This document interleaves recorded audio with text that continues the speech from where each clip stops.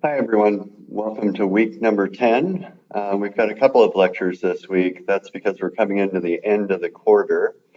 And what I decided to do is give you kind of both lectures that will cover the remaining content for the course starting today. And then you'll have the next couple of weeks to work on those things rather than having it all kind of pressed into one the last 2 weeks having two lectures kind of spaced out over that time period. I thought that would be easier for you if you end up with a lot of things due at the end of the quarter. You'll have more freedom to work on this at your own pace.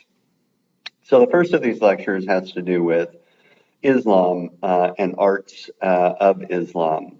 And what you have in front of you right now is a map of the area in which Islam originated. And we'll spend a lot of time right here at the beginning talking about the history of Islam, where it comes from, how it differs from Christianity and Judaism, and then looks at some of its arts. So first thing to say here while looking at the screen is that Islam is one of the three major monotheistic religions that come from the tradition of Judaic belief. For those of you who don't know this already, it's really, I think, important to realize that Judaism, Christianity, and Islam all come from the same basic roots. They are all what a Muslim would call branches of the Abrahamic faith that can trace their roots all the way back to the major Old Testament character, Abraham. The big difference between Islam and Judaism and Christianity has to do with how they think about Christ in particular. We've said before that one of the big differences between Jews and Christians is that Christians believe that Jesus Christ was the Messiah, that he was the Son of God who had come to earth to wipe away original sin and kind of put humans back on the correct path. Jews believe that Christ is just one of many prophets who have come along through the ages, but is not the Messiah. He is not God come to earth. They treat him as just one of many prophets.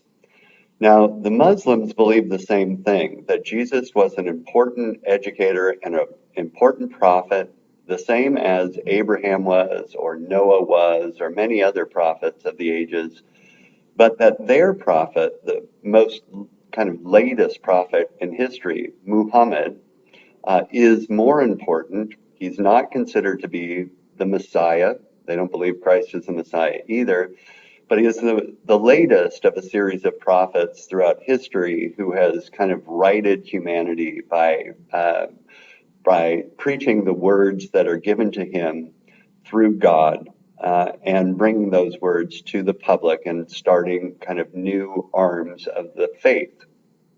So again, just to recap this, Jews, Christians, and Muslims all believe in many of the same things. They just put the emphasis on those things in quite different places. The big one being that Jesus Christ is only considered to be the Christ, the Messiah, by Christians, whereas Jews and Muslims believe that there are other more important prophets in this religious unfolding. So to start with this, we'll talk about the life of Muhammad in a minute, but I wanted to give you a kind of basic timeline here of Islam. And I'll just kind of forward here to the birth of Muhammad here for a minute. Muhammad is born in early on in the late 6th century in 570, around 570 CE, and dies in 632 AD or CE.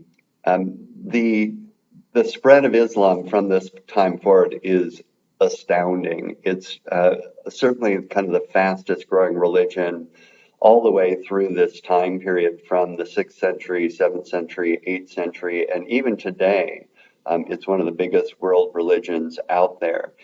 Don't get messed up. I think a lot of people tend to collapse Islam into what you hear about when you open your browser and see the news about Islamic terrorists, which are gross perversions of the basic tenets of Islam for most Muslims. They don't, of course, buy into these stories. As a matter of fact, the whole idea of a holy war as being kind of the way to get to heaven is only one tiny little part of Islamic faith. And by the way, the jihad, as it's called, the holy war, is not only a war. A jihad is trying to convert people, it's trying to learn about the Islamic faith, it's trying to further yourself as a human. So to collapse even the jihad into war is a little bit of a misnomer. The spread of Islam during this time period, as I said, is very quickly, so I'm just going to kind of give you some dates to kind of set your minds here. By 640 CE, Syria, Palestine, and Iraq, and of course this all starts out in what is today Saudi Arabia, are converted to Islam. By 642, the Byzantine Empire has abandoned Alexandria, which is in the at the base of Egypt at the Nile Delta, to the Muslim nations. By 651, all of Iran is Islamic, ending about 400 years of Sasanian rule. By 710, all of North Africa is Islamic. Right around that same time period, most of Spain gets taken over by Islamic caliphates, as they're called, ruling families, all the way up to the Pyrenees, and they remain there until about the beginning of the 11th century, where parts of what is today northern Spain gets rid of them. But they'll remain in the southern areas and southwestern areas of Spain all the way up until the time of Columbus in 1492, which is why if you travel to Spain, you'll see so much Islamic architecture kind of appropriated and melded into the common architecture of Spain. It also expands eastward into the areas of the Indus River. By 750, they're already in areas through Pakistan and Afghanistan, what are Pakistan and Afghanistan today. And as we've heard before when talking about the Byzantine Empire, they're in those areas of modern-day Turkey all the way up to Constantinople, where they'll finally take over Constantinople in the middle of the 15th century CE.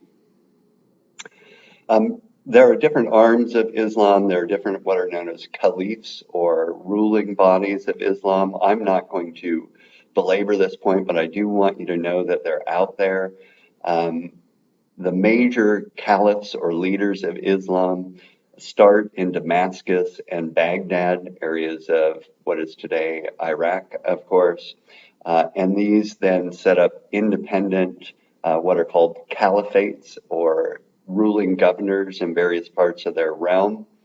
These caliphates then break into different arms of Islam. Some of the big caliphates are the Umayyads in Syria, who rule primarily in the 7th and 8th centuries, and then continue in Spain all the way up until the 11th century. The Abbasid dynasty in Iraq, which rules from 750 all the way up until the 13th century. And the Fatimid Shiite Muslims in Egypt, who rule from about the 10th century through the 12th century in Egypt. So the big character, of course, to start this whole story is the main prophet of Islam, Muhammad. What you see here is a page that is from Rashid al-Din's Universal History of Islam. It's one of many kind of illuminated manuscript types of texts that tell of the basic story of Muhammad and the rise of Islam throughout the world. These are one of the few areas that you see Muslims actually represent human figures. One of the things that is so particular about both Judaic and Islamic faiths is that they take the second commandment and the biblical writings about the importance of staying away from or avoiding the representation of figures, particularly God. God is never represented in Islam. Their god, of course, they call Allah. But even some of the main characters are considered to be off limits in the representation of Islamic art. So you'll see a lot of beautiful decoration, a lot of emphasis on writing, because they believe that the words of God are most important, and a true kind of shying away from figurative form, except in some pretty important but extreme circumstances, such as here, so as to illustrate those stories from Islam. And the reason for this, again, is not only that second commandment, but other places in the Bible that warn against the production of idols, and the idea that God was the one who created humans, and this is God's dominion. No other people should represent humans. Although you see here, it doesn't matter much, does it? Muhammad, to tell you his story, was an orphan from Mecca. Mecca in Saudi Arabia, and as you saw on that map, who was born somewhere around 570. He was primarily just a workman up until the time that he receives his divine revelations from Allah. These divine revelations, as they're called, where he is actually taken by Gabriel, angel Gabriel, who you've seen in an Annunciation scene, who the Muslims call it Ja Ibril, introduces him to the Word of God, and he hears the Word of God, and stories are told to him from God that then he recites as poetic verses that are written down as the sacred text of Islam, the Quran. In other words, the Quran contains the literal words of God as given to the messenger or prophet Muhammad, and that's what he's known as, the prophet, that then become the sacred text of Islam. In addition to the Quran and these sacred recitations that are given to him by God, there are also sacred texts known as the Hadith. The Hadith are remembrances of the exemplary life of Muhammad. With the Quran, these are basically the foundations of Islamic law and religious practices. In 622, Muhammad, who is gaining popularity in Mecca, is being, let's say, closely watched by the powers that be in this part of the world, the various Arabic rulers, and they feel threatened by his rising popularity. They begin to persecute him and his followers. So he moves south to Medina, where he will stay for a number of years. It's about 190 miles away. And that's where he really starts the practice of the faith itself. The practice of the faith starts in Muhammad's house, where he establishes an open courtyard. He was not into great kind of pomp and circumstance or a lot of elaborate ceremonies. This kind of front porch of his house, where he planted trees in order to give people shade from the really severe conditions in this part of the world, become, in a way, the prototype for the place of worship of Muslims, which is the mosque, or the place of prostration, as it's called. After he is there for a number of years, about 10 years or so, he returns to Mecca with a force and takes over Mecca, thus beginning kind of the first caliphate in the Arabic world.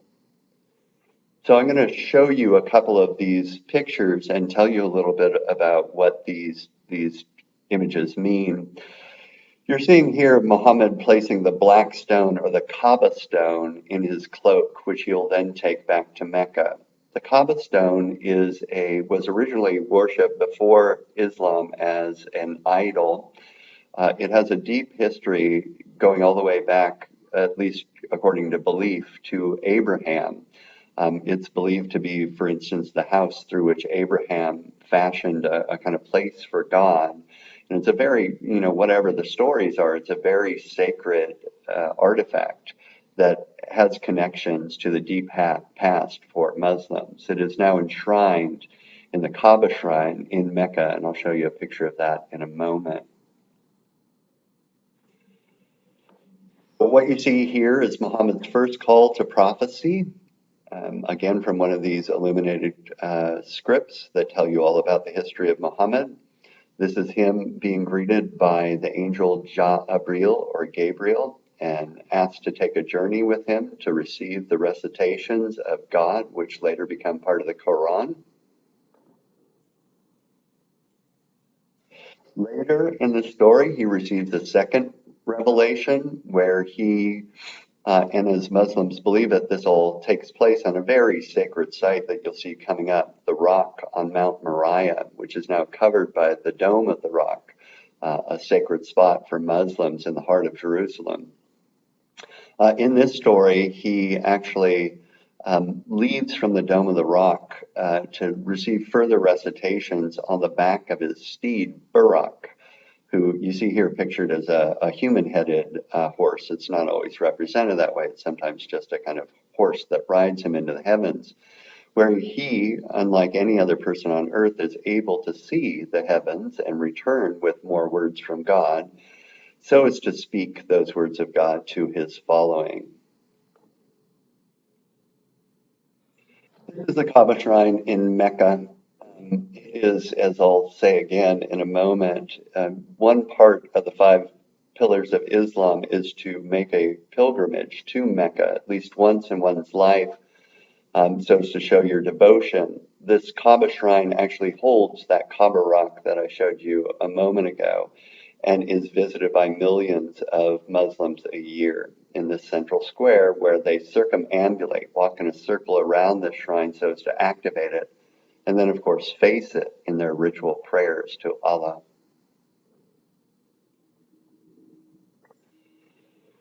Islam basically has 5 pillars, as they call it, or 5 duties that are incumbent on every Muslim.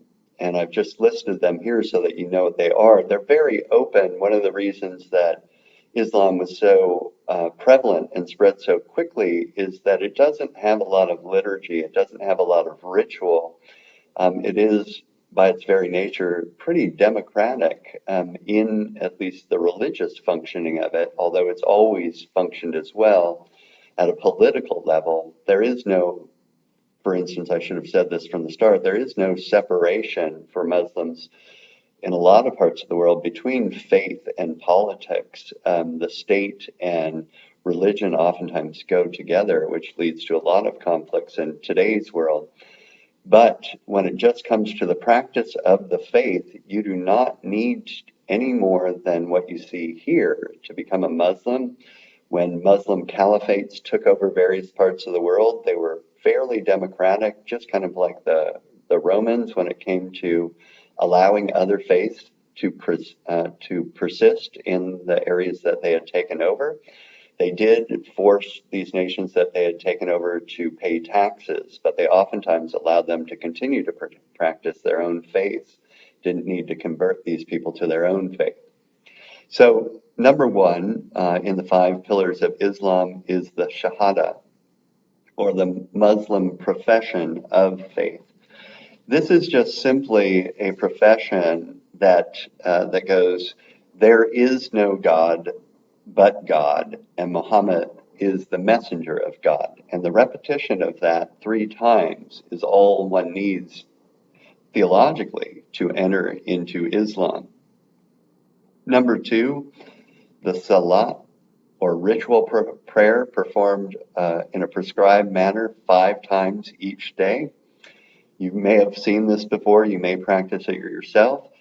This can happen anywhere. A mat, usually a prayer mat, is placed down facing Mecca. That's the kind of one cardinal direction, and one professes one's faith in Allah. 3, the zakat, or voluntary tithe or fee on property paid by the wealthy Muslim for support of the poor. This is not just on property anymore. It is, a kind of, let's say, loosely followed rule that all Muslims are to offer up some of their wealth to the overall faith of Islam, and this helps to support the building of mosques as well as teaching facilities, as well as money that is redistributed to the poor. It's one of those ways of giving back for a Muslim. Number 4, the Sawam, or some of you know, the holy month of Ramadan. That is a month of prayer for Muslims. During that time period, Muslims do not eat during the daylight hours so as to focus all of their attention on their prayer. And 5, the Hajj, or the pilgrimage everyone is expected to take once in their lifetime at least to Mecca.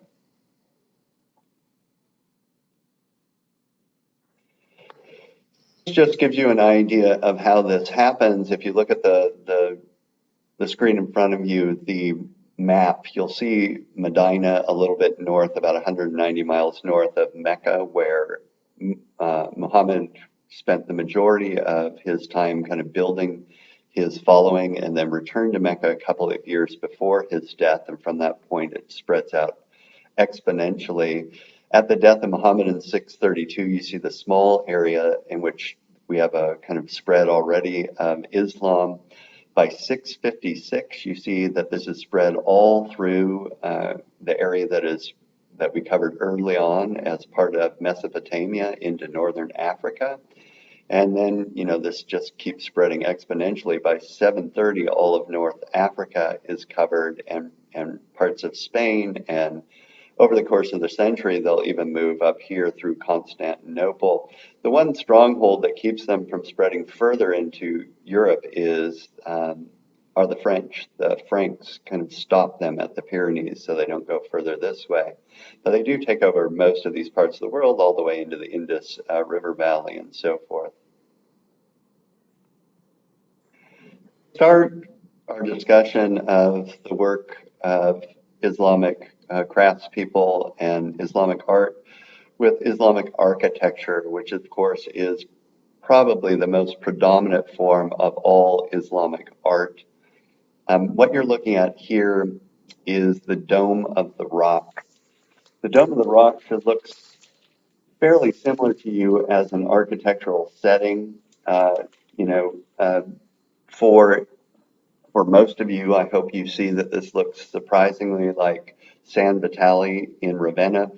The early Islamic architects, of course, are probably drawing upon the traditions of Western architecture. After all, this is in the heart of Jerusalem on Mount Messiah, where there are any number of Christian central plan churches already built at this point, and probably a lot of architects associated with the Byzantine Empire would have been hired by the caliphs of Muslim times to build these architectural settings. Before I get into this in general, I should just give you some kind of standard things to look for in Islamic arts and architecture, because it's not a stylistic, it's a religion that spawns its own set of arts, and they have some things in common, but they oftentimes look quite different as well. So some of the unifying themes of all Islamic architecture and arts are, number one, first and foremost, a reverence for the word. The Quran and the word of God, the word of Allah that is presumed to be actually given to Muhammad, is sacred. It's the most important thing for Islam. And so a lot of the architecture you'll see will be covered with Arabic script all over it, words from the Quran, words from the Hadith, or remembrances of the exemplary life of Muhammad are here everywhere to be found, since, of course, most Muslims don't believe it's appropriate to show representational form of human beings or of God in particular, no images of God, and very few of Muhammad himself. This, of course, leads to number two, an independence from the human figure. The human figure is very infrequent in Islamic art and tends to be associated with centers outside of the main, let's say, religious areas of Islam, in the palaces of the caliphs, for instance.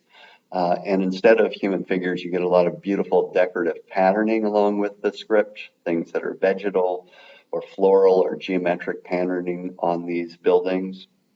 And then another part that we don't go into a ton here, but there isn't kind of priority placed on painting over ceramics, over metalwork, over coinage, over, ceramics. They're all kind of equal under Islam, whereas in Christian, for instance, cultures, painting and sculpture certainly is given high precedence over the other art forms. So the Dome of the Rock, if we move up close here, one of the most important things, and we've already learned this from the other architectural settings we've looked at, is the actual setting of the place in which the building is built itself. This is the first of the major monumental forms built. It was started in around 690 CE. It's in Jerusalem, again on the site of Mount Moriah. Temple Mount, as it's sometimes called today. So what is so important about this site? Well, number one, this is a site where Christians and Jews and Muslims all believe that God tested Abraham's faith. Again, the Muslims call Abraham Ibrahim, but it's the same guy. And you remember, God tested Abraham's faith by asking him to kill his only son, Isaac, which he agrees to do. And then, of course, God steps in and stops that whole thing. Well, the rock that you'll see enshrined in the interior of this, which is very visible here, is considered to be that same rock on which the sacrifice was originally intended. And because Muslims believe that their faith really starts with the first prophet, being Abraham, this is a sacred place. This site, too, is the site of the first and the second temples of the Jews. So the Temple of Solomon and the later Second Temple, which was destroyed. I think you guys all remember this by Tiberius, the Roman general. This is the site of that, so it's a sacred site for those reasons. Number three, this is for some believed to be the burial site of Adam. So it's got that kind of sacred quality to it as well. And number four, this is the site, that rock is the site from which the prophet Muhammad was said to leave on his second revelational journey with the steed Buraq to go into heaven and receive further recitations from God to return to earth. So you think of all these things being very important just in the terms of the site itself. The building itself was constructed under the direction of the Caliph in this part of the world at the time. It's the Umayyad dynasty, descendants of Muhammad, followers of Muhammad. And in particular, the Caliph is Abd al-Malik, if that's important to you, who chose this spot, and then new converts constructed this spot or constructed this architecture using a lot of materials that were salvaged from other areas, and it over the years has been greatly embellished from that time forward. It's basically a central plan church, right? Just like you saw those central plan churches from Christian society, and it's probably based upon those same types of principles. It's not actually a mosque. Although it functions sometimes that way, it's more just a holy site for people to go and witness this very important site in which all of these things took place. On the exterior of this, so this is what it looks like if you cut it open. Again, just a central plan church with a big dome, symbolic of heaven.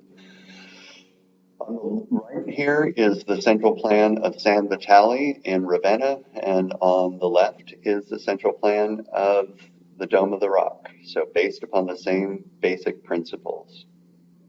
Around the exterior of this building, if you're to go in close on this, in these areas, I'm just going to zoom us in for a minute here. All of this is tile work, and all across these sections are not only beautiful geometrical patterns meant to symbolize one's devotion to Allah, but up here in this course is script taken from the Quran and the Hadith all of which is keyed into the beauty of God here going around the exterior of this. Interior, again, is built around really important artifact relating back to these historical moments. This is the actual rock, then, upon which supposedly Abraham was asked to sacrifice his son, under which supposedly Adam was buried, and the site from which Muhammad left to go on his night journey to receive the further recitations.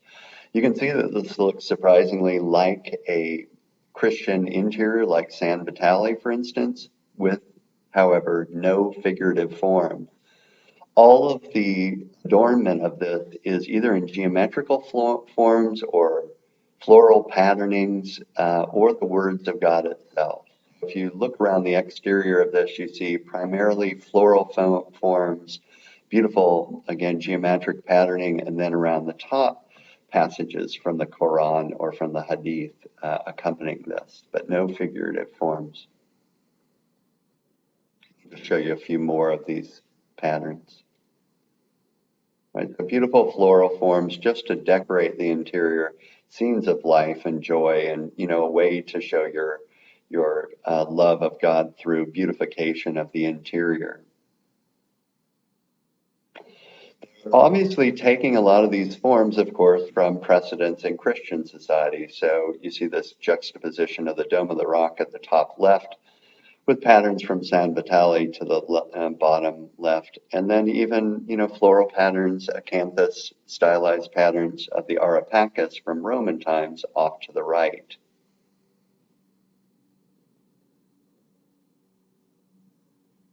Again, on the left here is the Dome of the Rock, and then a pattern from San Vitale on the right, which is obviously kind of the starting point for these things. Pause here for a minute. I'll be right back. You'll notice very little, but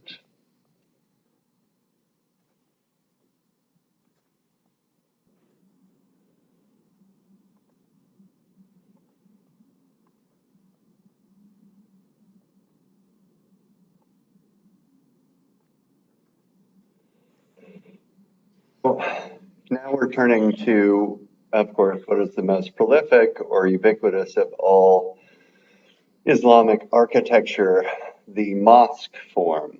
Now, the mosque form, and you're looking at the Mosque of Kairouan here, the mosque form is the place of worship of Muslims.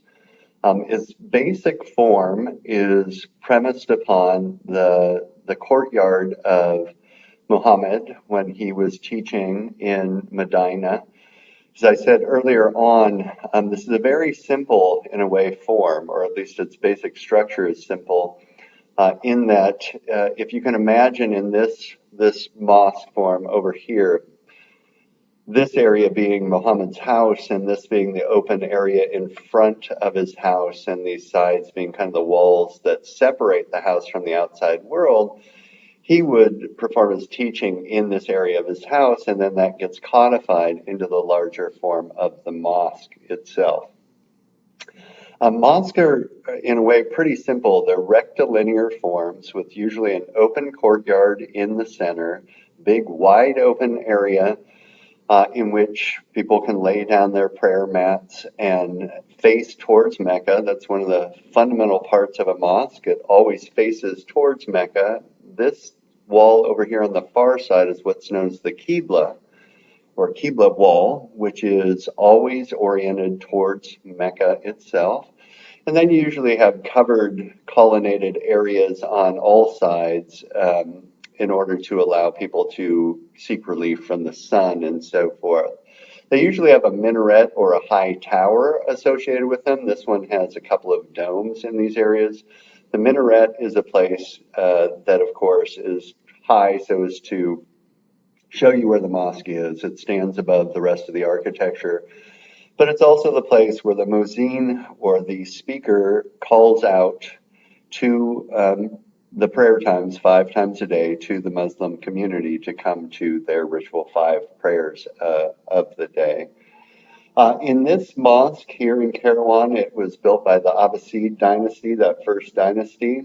Mosque are actually called in Arabic masjid, or it simply means place of prostration, which means to, of course, humble yourself before God. And I'll show you some of the other features of a mosque by going inside of this.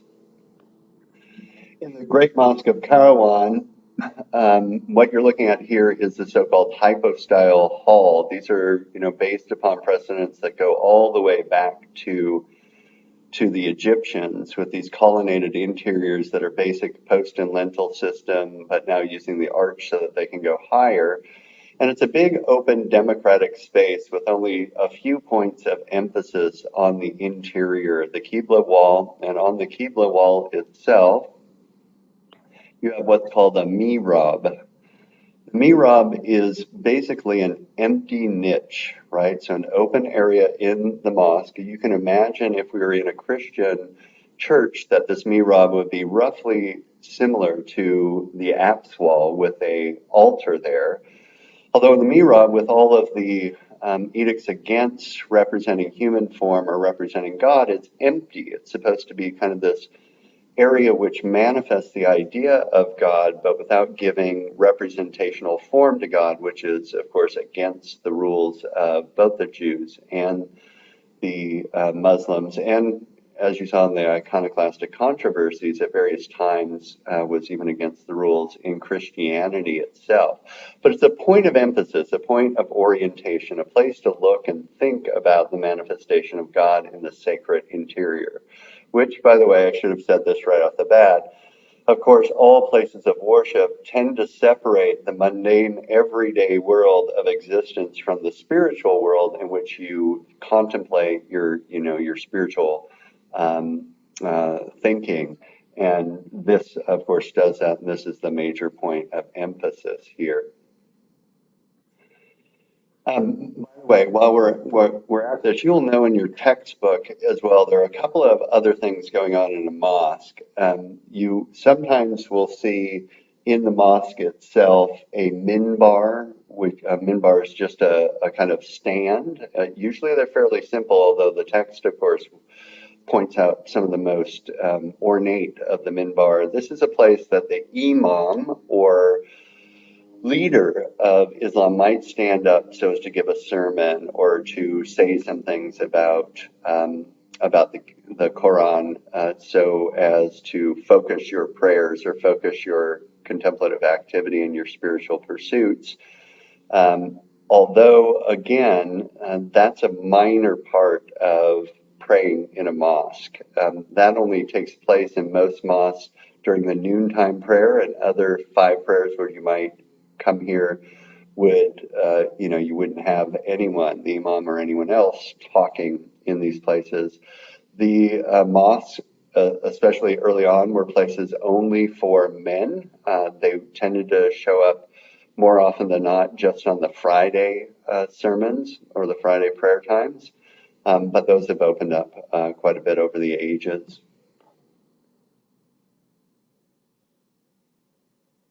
I just wanted to show you this one.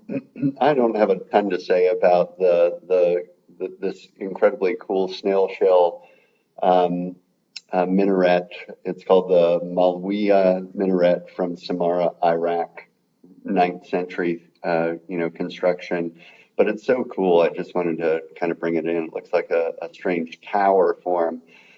Remember that these minarets are places to emphasize kind of visually where the mosque is. They stand well above the rest of the architecture in these areas.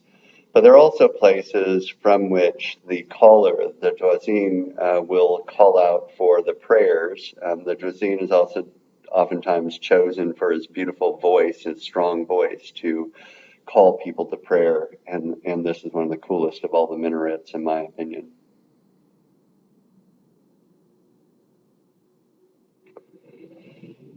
Just a couple more of these forms. We're in Cordoba now, so we're in basically Spain.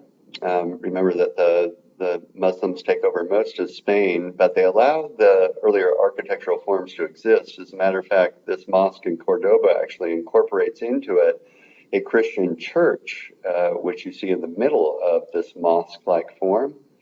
If you look at the plan of this, it's a typical kind of mosque form, and then it's got its open courtyard and then a hypostyle hall all the way through here with places for what for Muslims might be thought of as monks, kind of people who are just committed to their spiritual practice to be housed, along with places to worship itself. In a way, this is a example of the way that Islam works. It believes that Christianity is one of the many faiths of the book, as it calls it. Misguided in the sense that they misunderstood Christ as more than just a prophet, but not misguided in its fundamental ideas otherwise.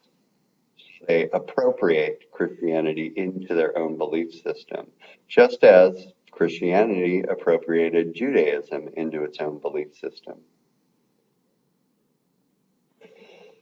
In the interior of this mosque at Cordoba, we see some of the same forms, although in this case you'll notice that the Roman arch has been slightly changed. It comes in a little bit more at the base. These are usually called horseshoe arches, which are very closely associated with Islam. And we're looking down the corridor towards the mihrab, so the area of the empty niche that faces Mecca, or the Qibla wall.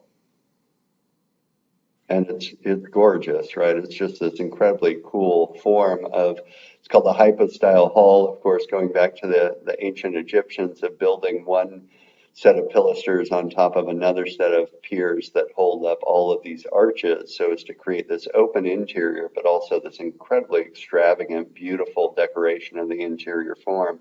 Not all of this is needed for structure, in other words. A lot of it is just about the beautification of the interior here.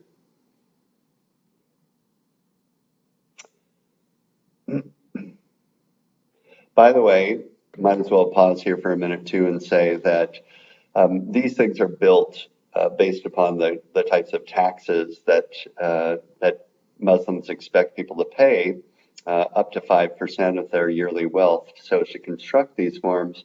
But a lot of that money doesn't just go to the mosque. The mosque actually spreads out to build schools and places to help the poor, to house the poor, to give them, even soup kitchens are involved in these things.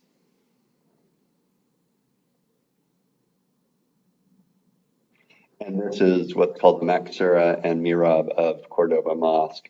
Maksura it's a fancy term that means screen, basically. This kind of element here in front of the mihrab, this little screening area, separates the rest of the space from the mihrab, which is considered to be the most holy part of the interior. And originally, the leaders of the caliphates would be behind the screen in a kind of more sacred area, while the rest of the crowd were outside. That's uncommon, by the way, in most Muslim mosques. They tend to be democratic and let everyone kind of exist within this open space rather than separating it off more or less sacred areas. But from time to time, depending on the caliph, you might get a space like this. And I'll just get us in closer on this again. The most interesting parts of mosque forms are the ceilings and the high walls, which are richly decorated with floral patterns and incredible design elements. At the top of this dome, you see a kind of shell-like form, that shell-like form that has clearly been adopted from, going all the way back to ancient Greece and then coming through Christian forms, as a symbol on the one hand of purification, and meaning spiritual purification, and of course the dome form itself being the idea of the dome of heaven or God's realm. When you look up, the entire ceiling is dissolved in this beautiful kind of patterning of various decorative forms, and they just keep getting more and more complex as we go through history here with the development of the mosque form. The whole thing is set up on squinches. Remember that form when we were looking at Hagia Sophia, so a square area that basically supports a dome form above it. Getting into this patterning, right? Sometimes you'll hear people say about geometric patterning that it represents the idea of the perfection of God, that the geometry called sacred geometry somehow indicates the kind of ordering principles by which God created the universe. And again, we've had these ideas since the Greeks, and then coming through, of course, the Romans and their adoption of all of the ratio systems so as to indicate the perfection of the universe. This is that Mirab looking into it, this sacred space, empty of figurative forms, but it almost looks like you could stick a couple of sculptures in there, and that's certainly, where this derives. Something that otherwise would have been the sacred space of the altar with a sacred sculpture has been, we've taken away all figurative forms, but still left the basic idea there that this is the manifestation of God. It just can't take material form. That would be circumscribing God, and God is uncircumscribable. He's too, amorphous. He's too beyond human capacity to put him into form, and any doing so would be a limitation of God that's not allowed by Jews, it's not allowed by Muslims, and at various times Christians also found it problematic to create images of God. Very briefly, the Al-Aqmar Mosque in Cairo, Egypt, from the early 11th century. The same basic form on the interior. There's no reason to go into the interior of this one. There's not a lot going on there. But why I wanted to bring this one in, here's this kind of beautiful exterior. It's a small mosque as far as Moscow, but a very old mosque in Egypt that shows you some of these shell motifs on the outside and the beautification of the exterior. And to also say that the Al-Aqmar Mosque came from a line of caliphs known as the Shiite caliphs. The Shiite caliphs trace their origins back to Fatimid. Fatimid was the daughter of Muhammad, and one of the big things that you oftentimes hear when you're listening to the news about conflicts, for instance, today in Iraq between the Sunni and the Shiite Muslims, is that the Shiite believe that only descendants from Muhammad have the right to be the leaders of Islam in their respective areas. Doesn't mean that other people can't partake of Islam, but the leaders have to be descendants of Muhammad. Whereas Sunni Muslims or Orthodox Islam believes that blood's not important, that anyone can fulfill those roles. Now, this comes from the Fatimid dynasties that came out of Islam, and it's just a point of clarification about those basic kinds of conflicts among Muslims that continue until this day. Here's that central doorway walking you into the mosque space. So again, just briefly so that you can see and spend some time kind of thinking about how this extends itself, I just put up a timeline here to show you how Islam spreads throughout the world, including the acquisitions of the Ottoman Empire through what was formerly the Byzantine Empire's era. And that leads us, of course, to this famous mosque here, the Mosque of Selim II in Edirne, which is right, by the way, below, very close to the Hagia Sophia, especially in its basic kind of form. The Mosque of Selim II in Turkey, in Sinan, from the mid to late 16th century here, was created under the reign of Suleiman the Magnificent. Suleiman the Magnificent was the leader of the Ottoman Empire that, of course, that empire took over the Byzantine Empire and the area of Constantinople. And Selim II was his major architect of the time. He basically created a smaller, in a sense, more beautiful, perfected form of the Hagia Sophia in order to, on the one hand, glorify the reign of Suleiman the Magnificent, and on the other hand, to show how good he was at architecture. It's basically the same form. I just wanted to show you this with minarets on the outside and all corners, a central dome in the middle, and radiating domes placed on squinches on the outside of this form. If you look at the interior of it, again, looks suspiciously like the Hagia Sophia, with a bigger area set out open for worship itself, although it's oriented towards Mecca, as is necessary in all mosque forms. The interior is glorious. The space, because it's so much newer and didn't undergo all of the turmoil that of course the Hagia Sophia underwent. It's like a pristine form of the Hagia Sophia.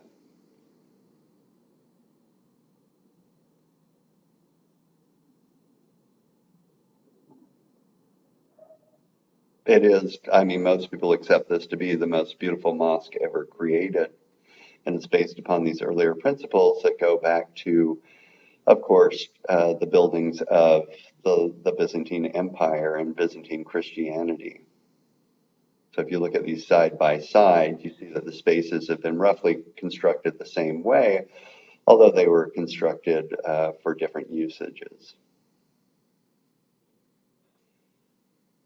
Of course, one of the most, and this is a tough one, because if this lecture were going to be completely true to Islam, we would have been spending almost the entire time looking at Islamic script, in this case, a 9th century Quran page.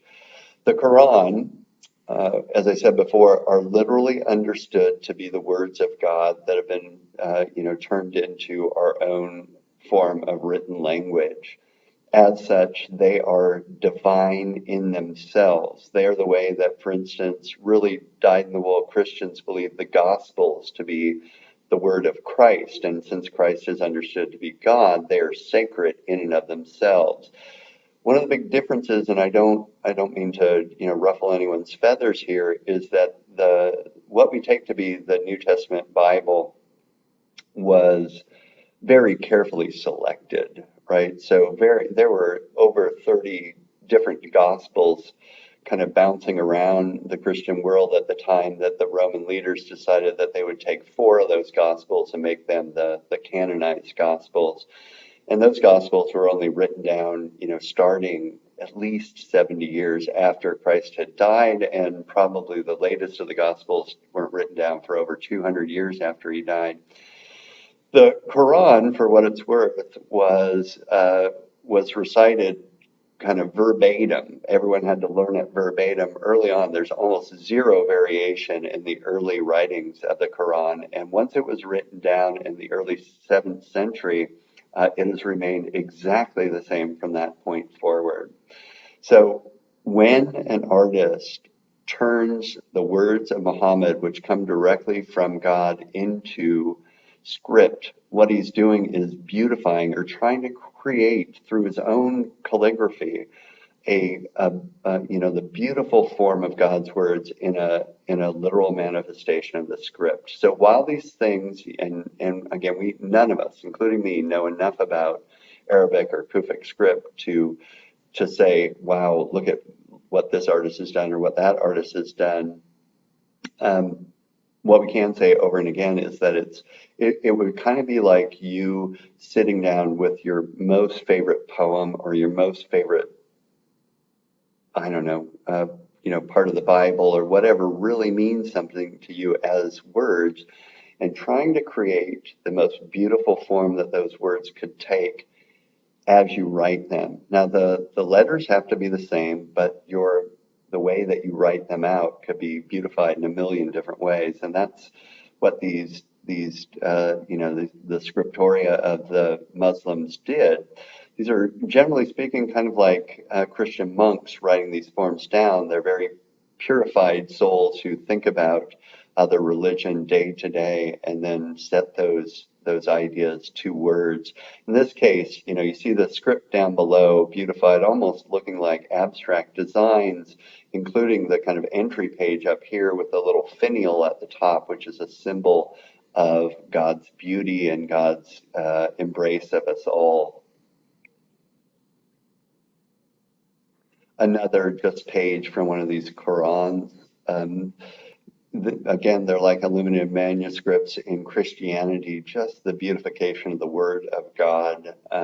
and without any kind of figuration in these forms. Whereas in Christian illuminated manuscripts, you'll often get a lot of figurative forms in there, human beings, animals, and so forth.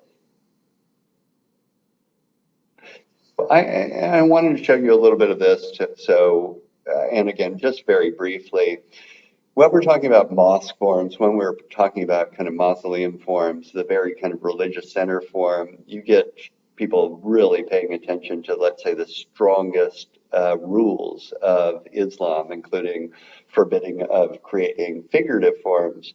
But if you were to look at the palaces of the various caliphs, the leaders of the various dynasties, such as this, the facade of the palace of Khazar al-Hayr from the kind of beginning of the 8th century, you will notice in these interiors, and I'm just showing you the big kind of interior here that also functioned as a mosque space, you'll see a lot of figuration. And these figurations can have everything to do with just the fun of courtly life. So people drinking and dancing and hunting, as you see here briefly, right? This is a kind of scene of music playing and someone listening to music and having a drink, and someone down here hunting. Or you can see, faces of various leaders in this space. Or you can even see beautiful, clearly eroticized female dancers in these spaces. It's not as if figuration was off limits in the Muslim world. It was just off limits in their church spaces, in their places of worship, for the most part. So I wanted to move us over to Spain here. If you ever have the chance to go to Europe, Spain is somewhere you want to spend a lot of time. Partially because Spain has kind of everything going for it in a way. The people are nice. The culture has a lot of European influences, but it also has a lot of influences from North Africa and from, of course, Islamic nations, which controlled huge areas of Spain all the way up until the time of Columbus. And in this case, I want to kind of plop us down here in Granada, here in the south of Spain, which was controlled by the Umayyads all the way through the 12th century. And the building that I wanted to show you is Alhambra in Granada, which is not actually a mosque space.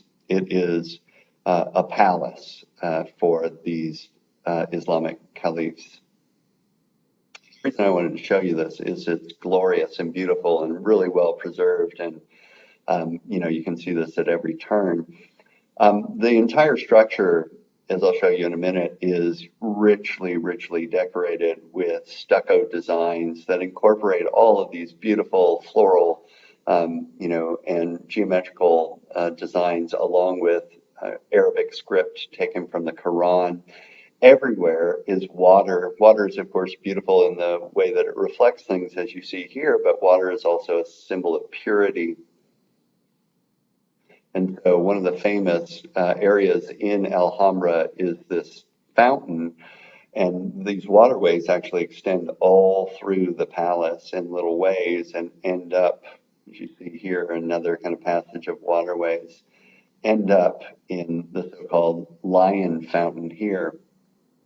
Lions are important around the world. It's funny, I hadn't thought of this until teaching this course again, how common the lion form is throughout the world, starting with the Egyptians, and then, we even saw them in prehistoric times as symbols of kind of the great power of the animal world that is usually adopted by states or by kings in order to exert their own power, or by religions to associate the power of the great feline force with their own power. And we'll see it again when we look at the final lecture for this course, when we're looking at some of the work of the Southeast Asian artists as well. In this case, all of these fountains actually pour into waterways. If you see these little trenches on the ground here, they all come into this area, and originally the fountain actually spilled over this and went back out again.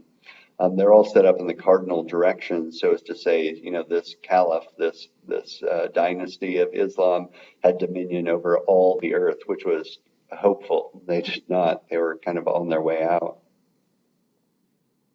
You see here too the spouts in the mouths of the lion forms, the feline forms that actually spit water into this trough and into these areas, the life-giving, progenerating force of nature. The most amazing part of Alhambra, though, in so much Islamic architecture is the way that they create these incredibly richly detailed relief out of stucco forms on the walls.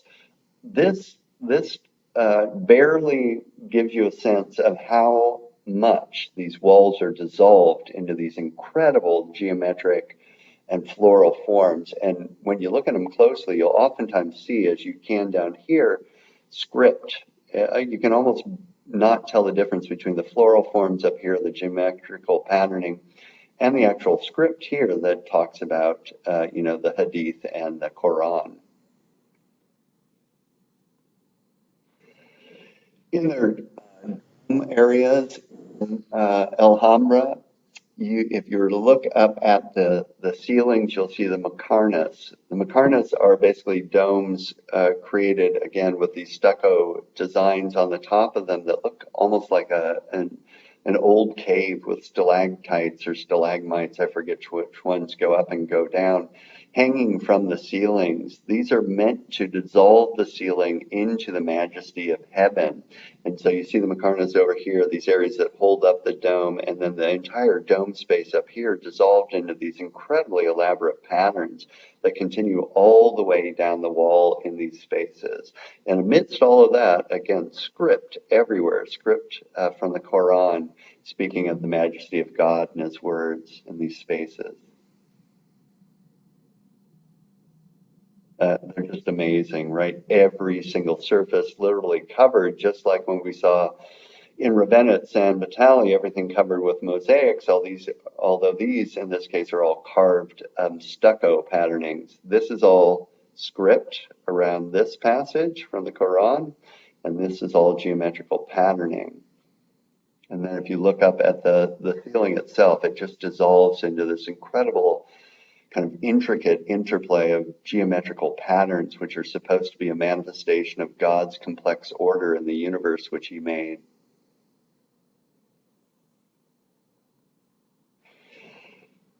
In this brief discussion of Islamic arts, I wanted to show you as well that, of course, they have all of these beautiful luxury items as part of their heritage as well. This is what's called an ivory casket, although casket's probably the wrong term in the West. It's a little container, a little jar carved out of elephant ivory of all these beautiful scenes, primarily of courtly life.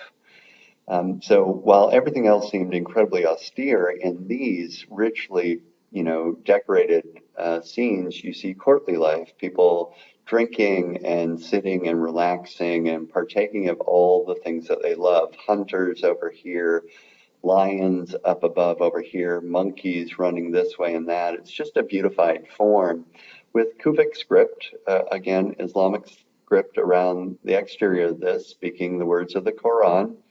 And these are just containers that were given as gifts among the various leaders to one another and to the leaders themselves. I just wanted to show you this up close. A musician playing, someone with basically a kind of something to get away the flies next to them, and little lions and sigils down below. Looks a little bit, or monkey lions down below, and then another leader on this side. This is what the top looks like.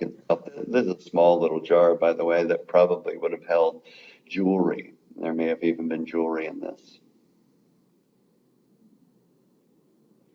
And the back side.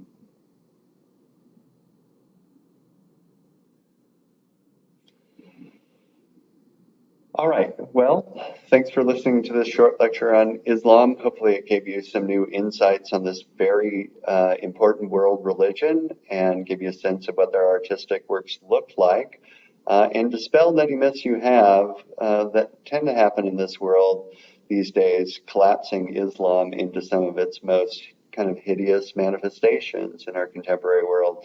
Not all Islam. In fact, the vast majority, of course, is a beautiful world religion that preaches spirituality in the same way that all other great world religions do. And just like all world religions, it has its strengths and its good sides, and it has its pretty difficult, other manifestations.